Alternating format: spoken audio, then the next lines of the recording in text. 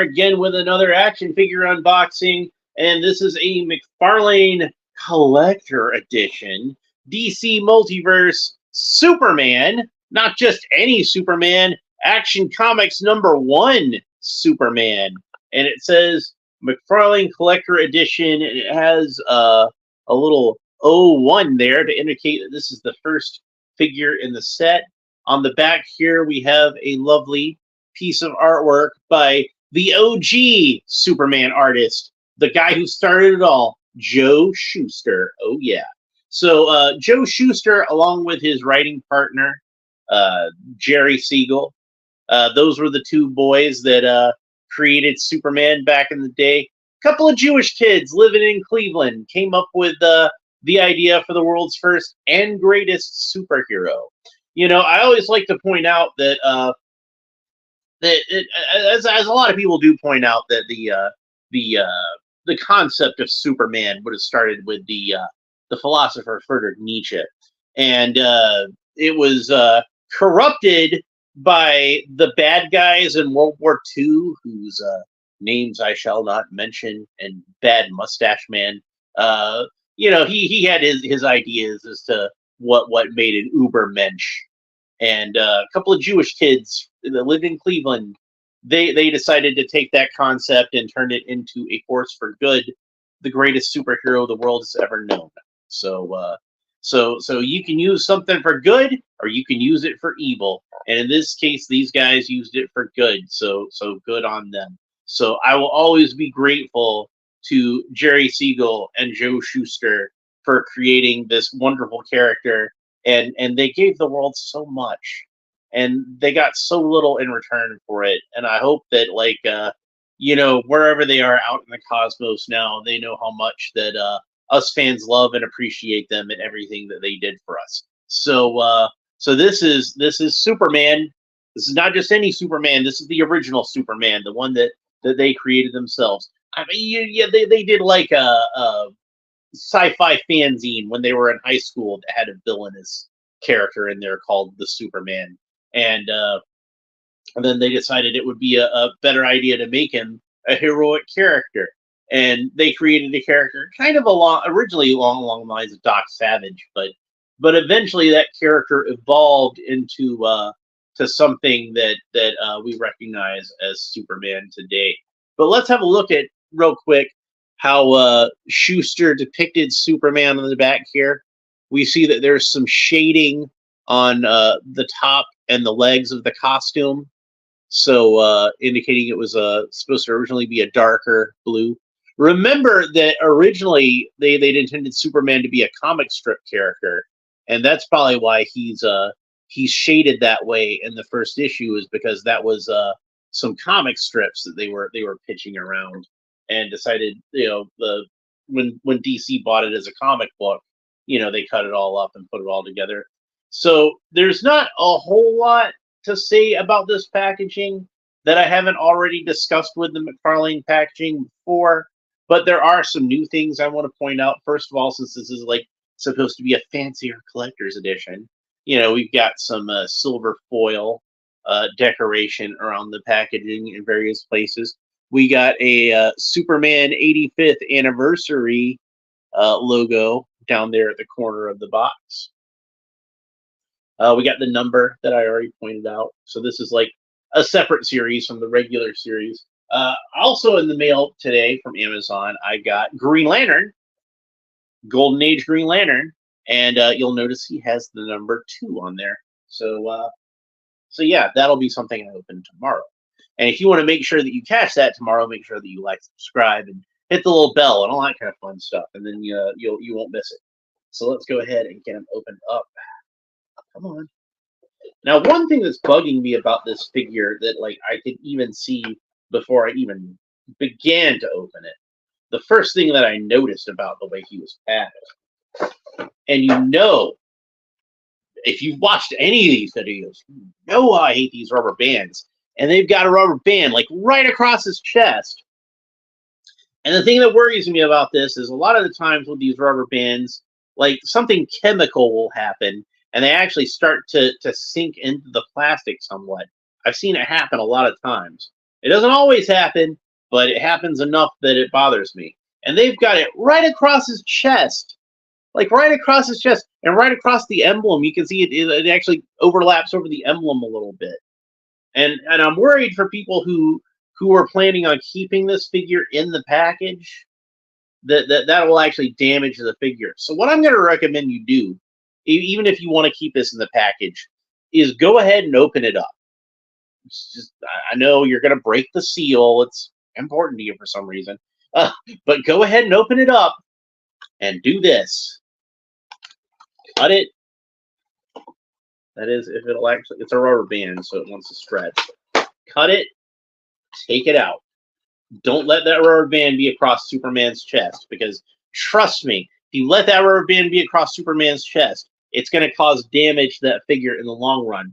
I can see residue of the oil, and thankfully I can get there's residue of the oil from the rubber band that's actually on his chest, and thankfully, since I'm somebody who opens these figures anyway, it's not going to be a problem for me.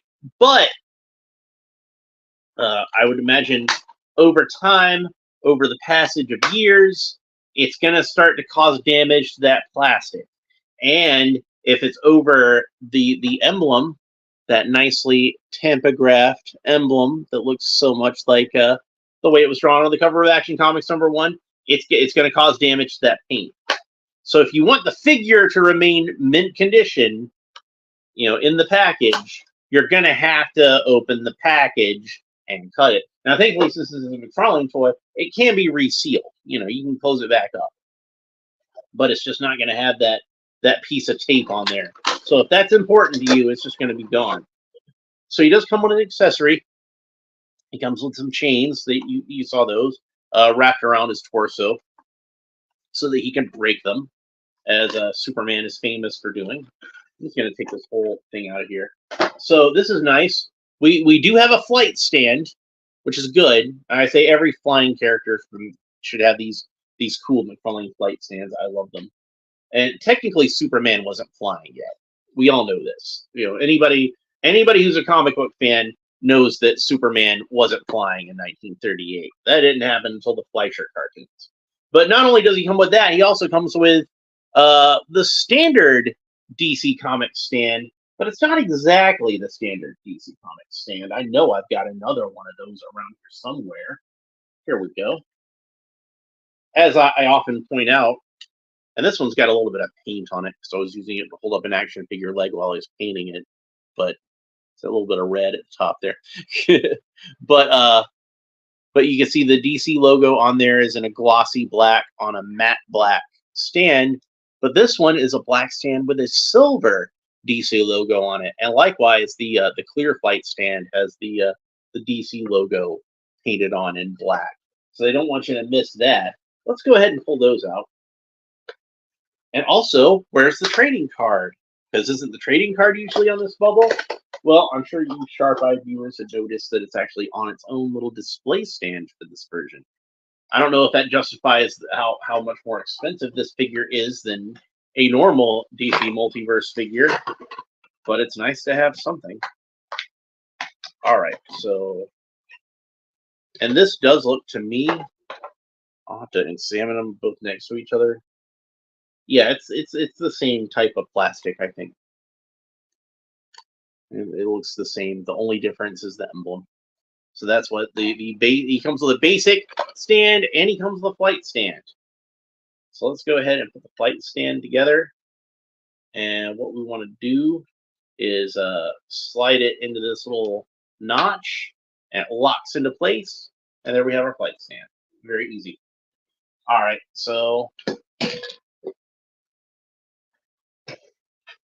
next, let's go ahead and we're going to get the trading card display out. And again, this is where the rubber band is trying to stretch around the X-Acto knife. And I just need to cut. There we go. And since the trading card wasn't on a bubble, hopefully it wasn't damaged, since I didn't do anything to it. It does seem like it fits kind of snugly in there, but it slides right out. So let's go ahead and read our bio. and it says Superman Action Comics #1. Has the same artwork from the back from the comic book of Action Comics #1. And my light's not on because I don't have it plugged in at the moment. So sorry if the lighting isn't that great on this episode. But I had to move my laptop around and something. And we see on the back that it does say that his real name is Cal, if I can get it focus, Kal-El. That's not L-E-L as in Spanish for the, like we were used to seeing Kal-El. It's Cal hyphen capital L. Just the letter L was the family name of Superman's family on Krypton in the Golden Age comics. So it says real name Kal-El, Clark Kent. The tip of the spear in a revolution that would come to change the landscape of pop culture. Superman has spent the last 80 years redefining what it means to stand for truth, justice, and the American way. The last survivor of the doomed planet Krypton, raised in the quiet heartland of Smallville, Kansas, Superman is as much a legend as he is a man, the gold standard of heroism, compassion, and responsibility. Though his powers make him godlike next to his human compatriots, Superman's story is not one of greed or conquest. Instead, he strives to represent the inherent goodness of the human spirit and the capacity for every living thing to do right by their neighbors. Wow, that was a really nice write-up. I really like that. And it's interesting to note that unlike the other bios on this story, which, on these cards, which generally just tell us the story of the character and everything, this is more of a history of Superman as a fictional character. So that's kind of interesting. Makes me curious as to how they're going to do the card for Green Lantern there. But the it was in the package, actually already on the stand. And for those of you who didn't get a good look, that's what it looks like on the stand. And it should stand next to the figure and make a nice display when we do that. It does have like a little bit of a empty spot at the bottom. So I guess you maybe could stick a little bit of this stand underneath it and have it be just one solid display. I don't know why you would want to do that, but if you did, you could. All right. So, and then I knocked over the flight stand while I was messing around with that. So we're just going to shove aside some of my custom projects I got on this table, so I got room for that stand. All right. Now, since we've been all over that stuff, well, let's go ahead and do Superman himself. And where did I put my X-Acto knife?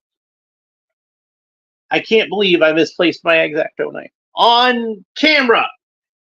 I'm used to losing that thing. I'm not used to losing it while I'm actually doing the show. That's weird. So, where did I put it? Where did I put the X-Acto knife? That is going to drive me nuts. And I didn't want to step on it or sit on it or anything like that. So, where did I put it? You guys saw where I put it. There's nobody actually watching right now. Well, here's this one. We'll use this one. At least I've got more than one around here. It's always good to have more than one X-Acto knife when you're always misplacing your X-Acto knife. I'm gonna try to, oh, well, it just broke anyway.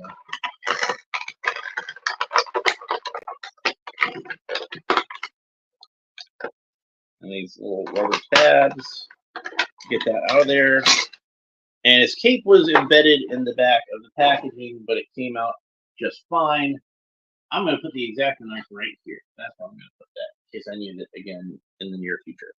All right, so here is Superman out of his plastic prison. And he is a pretty bulky figure. I happen to have Nightfall Batman next to him. So you can see he's got a lot more heft to him than Batman does. He's got like this tree trunk of a neck. His neck's maybe a little bit short. I'd seen where some people were a little critical of this head sculpt, but I think it's actually a really good head sculpt. I think that kind of captures the look that Jerry Siegel and Joe Shuster were going for. It looks a lot like Joe Shuster's artwork, especially in that first issue of Action Comics, where he's got like the smile lines and everything like that. He's got like this little smirk reminds me a lot of that artwork. This is definitely a 1938 Superman head, and there's no mistaking it for anything. But all right, so I need the light now, so I'm gonna have to. You'll just pardon me for a moment while I jump through all these hoops that I have, where I have to turn on this light, since I have to have it plugged into something with a USB, and that means I have to plug it into my laptop. And hopefully, oh, I guess I'm going to have to turn on my laptop. I'm going to be specific about that.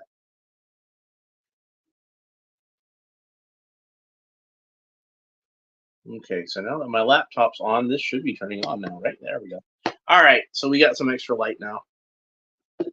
And I think that my laptop is, the cord that attaches the laptop is just short enough that I can't set my laptop back on the floor where I had it. So that means I'm going to have to rearrange stuff on my table real quick so I can set that down. There we go. That is taken care of. Now, let's talk a little bit more about Superman, since we got some good light for him. But yeah, good head sculpt. I like the head sculpt. The emblem looks nice. It looks very much like, again, going back to that that Action Comics #1. The way that the emblem was drawn on that, very similar. So it's an unambiguous shield shape, not like kind of the weird pentagonal shape we're used to the Superman shield is having. But you can see it's got even little scallops cut out of it at the top. It looks like something like a medieval soldier would have. And then just kind of a plain sans serif, just the most ordinary font of an S you could get on there. So not like later Superman emblems. Since I happen to have this one handy, I'll use him. Where, you know, it gets a little fancy to the point where it looks alien, and then they were able to use it as being like his family crest in later versions of the story, starting with Superman the movie. It was Tom Mankiewicz that came up with the idea, by the way. Nice bright blue on the suit, very comic booky. We can see that this is using some parts from some other Superman figures previously, because it's got things like a 1939 Superman would not have, such as seams in the tights in just kind of weird places. You know, like how they like to put lots of like superfluous seams into modern superhero suits. No S on the back. He didn't have an S on the back at that time. That came later. He's got the little wristbands, little cuffs on his suit sleeves, and yeah, that's an artifact that's left over from more modern Superman suits.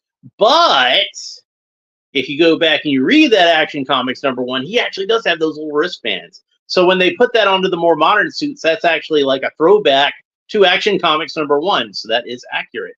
So it is, like I said, a brighter blue than how I believe it was intended to be in the original comic, where you can see that they have some shading to it to darken it up some. So really, I think that this should be more of like I would say like more like this shade of blue on this Asbats figure that I happen to have nearby. Really, Golden Age Superman should probably have more like that shade of blue, but it still looks good. I think it looks good. I'm not going to complain about that. What I will complain about is that they did not paint in his belt loops. And that is, I noticed, a frequent problem with Mcfarlane Superman figures is I don't know why they don't want to paint in his belt loops. Like, it can't be saving you that much money. Just paint in his belt loops. And speaking of things that are unpainted, Superman does have blue boots, which is accurate to the interior of Action Comics #1. If we look at the actual cover, we can see that they did color in at least the bottom part of his boots red, but the laces up the front are still painted blue. By the way, that reminds me, this does not have the laces sculpted into it like a 1938 Superman should have. So he's just got like regular Superman boots, but they're painted in blue. So yeah. Or should I say unpainted in blue. It's just solid blue plastic. Now, Mcfarlane did do a chase variant of this where he's got like a slightly later, still Golden Age, but slightly later, like a triangular Superman emblem. It looks more like what we think of a traditional Superman emblem is looking like, but it's triangular instead of pentagonal. So let's have a look at his articulation. So arms move up about that far. You would think they would move up a little bit further. It does have a butterfly joint in there after all. It does look like it would move up a little further than that, but it does not. I'm having a hard time figuring out why it even has a butterfly joint in there because it doesn't seem to want to move that much. Maybe this whole thing rotates. Looks like this whole thing rotates. So I don't think this is a traditional butterfly joint. I think this is something a little different from a regular butterfly joint. I don't know. Maybe. I don't know. I'm able to get it to move around a little bit more now. But even still, yeah, that's about as far up as I think I can get his arms to go. Is about that far, which is decent enough range of motion. By the way, while I'm thinking about it, the very first Superman action figure came out in 1939. It was made by the Ideal Toy Company, and the official name for it was Superman Doll. So they hadn't invented the term action figure yet, so it was just called Superman Doll. And he was basically wearing this outfit also. He did have a slightly later version of the Superman S, but I do kind of feel like this one is reminiscent of that Superman figure, so I did feel like it was worth pointing out. So he does have a bicep swivel, so his bicep rotates all the way around like that. And then he's got double jointed elbows, which curl up all the way. And these, you can see the pins in them, which I kind of feel like for the price of this figure is, they should figure out how to do pinless elbows like Hasbro does. But and then he's got the cool ball jointed wrist articulation that we're used to from Mcfarlane toys. So we can pose him all arms akimbo in that classic Superman style. Voila, very cool looking. His head's kind of cocked to the side right now, so he looks kind of quizzical. But let's there we go. That's a little more like the Fleischer cartoon, like what we think of. Very cool. So I did skip over the head articulation, so let's talk about that a little bit. So the head goes down about that far, goes up about that far, and you can, as we already saw, tilt it from side to side. There's a great range of motion on this head. And it's surprising considering how thick that neck is. You know, a lot of times when you've got good articulation on the neck, it gives you like that skinny neck. So unfortunately, there is a little bit of a flaw with mine. Hopefully it's just with mine, but you can see where there's like a little bit of blue in between his cape and the neck. I'm thinking maybe if I can peel up that cape collar and glue it back down, I can get it more into the position that I want. It appears to me like this neck is molded in Caucasian flesh color, and that the torso is molded in blue plastic. So that means that's two separate pieces. So that was a little bit of a nice little bit of going beyond, above and beyond what I would have expected for an action figure company to do. Usually they just paint his neck. That's usually what they do. So pretty cool. And he does have the great Mcfarlane torso articulation that I like so much, where we can get some really good poses out of this. So it would have been nice if this guy had alternate hands. For considering how this is more than a typical Mcfarlane figure, I kind of feel like it would have been good of them to include some extra hands, so we could get him into certain poses. Oh, hey, look at that. Look at that. Huh? Huh? How about that? How about that? Maybe, yeah. Look at that. Because I got Superman #1 right up on my wall. So we got the reference right there. I think that this is how I'm going to keep Superman posed on my shelf. I'm going to put him on the flight stand, and I'm going to have him posed like that. I think that's how I'm going to do that. But for now, let's get back to talking about the articulation on this figure. So the leg goes up about that far. It is slightly hindered because it has that Mcfarlane rubber trunks thing going on to hide the joint. But it's still, I think that's a good range of motion considering. And then the knee, double joint knee, kicks back about that far.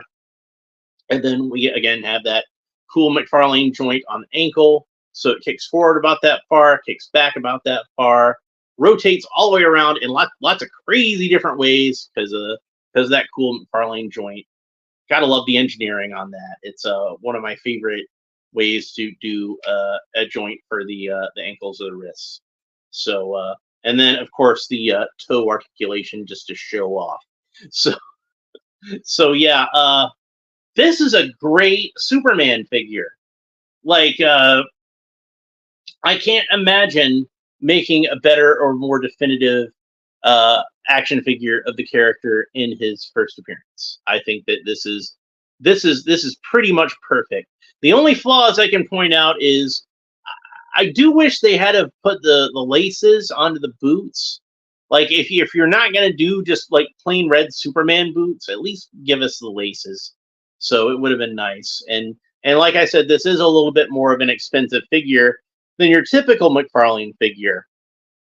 So I really do feel like they probably should have gone the extra mile as that goes. But that's forgivable. I can let that slide. I know you've got to make a whole new mold to do that. What to me is not very forgivable is why did you not paint it as belt loops? Why do you never want to paint in Superman's belt loops? Like, come on. That's like again, technically, if you go back to the first appearance on the cover here, he has a red belt. So, like, you can't even use that as an excuse. Well, we didn't give him belt loops because he doesn't have belt loops on the cover. Yeah, well, he doesn't have yellow belt on the cover either. So give him the freaking belt loops. It can't be saving you that much money to not paint in Superman's belt loops. Like, what, maybe like half a cent per dozen figures? That's kind of insane. So, yeah, he does have that cool squinty-eyed look of the, again, going back to the Golden Age comics. I want to get a good look at that. So none of that Christopher Reeve crystal blue eye staring at you. No, he's that Superman. He's that Golden Age Superman. So you gotta love it. So I'm gonna get him back into the Action Comics #1 pose, which would have been even better, like I said, if he'd had some alternate hands, so that I could have both of the hands be open as it is on that cover. But we're just gonna have to settle for him having one solid fist. Maybe I've got some other alternate Superman hands that might fit on him. Maybe the Dark Knight Returns hands won't look so bad. If I don't think they're the same color though, so I'd probably have to paint it. But I'm gonna try to get him into as close to that Action Comics #1 pose as possible, because that is how he's gonna go on my shelf. Because I do love that Action Comics #1 cover. Yeah, there we go. I think that's good. So yeah, I definitely recommend this figure. Like I said, it is just a little bit more expensive than your typical Mcfarlane DC figure, and I don't know if the cost is really justified, like considering everything that even considering everything that's near, like the trading card stand. That's nice. The 2 different stands, that's cool. But I kind of feel like this figure probably could have been about like $5 cheaper than what it actually is, and insofar as the price, if I'm going to nitpick. But even that having been said, I don't regret that I have it. I love this figure. This is great. So I'm really happy with how it turned out, and looking forward to having more of these.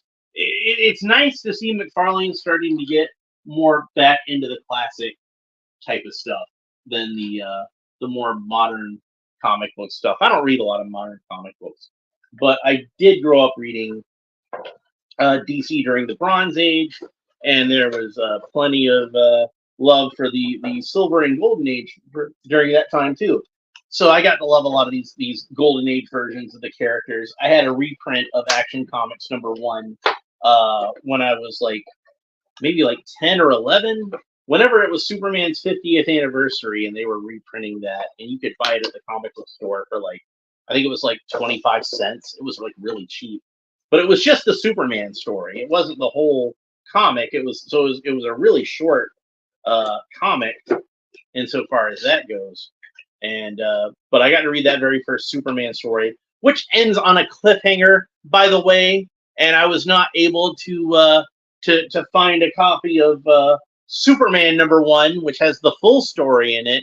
until many years later, and got to see how that story turned out at the end. So that was unfortunate for me, but I did love reading that first Superman comic and seeing how the character got his start. So it's cool to see McFarlane going back and doing this stuff. I've got the Jay Garrick figure, which you can find the unboxing that I did a while back, and then I've got this Alan Scott figure. That'll be what I'll be opening tomorrow on this show. And so that gives me a good start to my Justice Society. And if I want to be like, if I don't want to be such a stickler, they do have figures of Hawkman and Dr. Fate, even though those aren't the Golden Age comic book versions. They're movie versions or video game versions, depending on which one I'm looking at. So yeah, I'm looking forward to building my Justice Society. But they need to do a 1939 Batman, and they need to do like an H.G. Peter style Wonder Woman, and I think that would be really cool. So do some more characters like Wildcat, Dr. Midnight, like the Golden Age Sandman. A lot of those characters that I really like from the Golden Age comics. Those are really cool. So anyway, that's pretty much it for this episode. I hope you enjoyed it. If you did, make sure that you hit the like and subscribe button and all that kind of fun stuff down below. Leave a comment. Let me know what you think about the McFarlane Superman Action Comics #1 figure. Are you happy with how this one turned out? Do you have the same sort of nitpicks that I have about it? Do you not mind the nitpicks? Like, much like I don't really mind the nitpicks that much. So yeah, like that's pretty much it that I have to say about this figure for now. We will talk to you next time. Bye.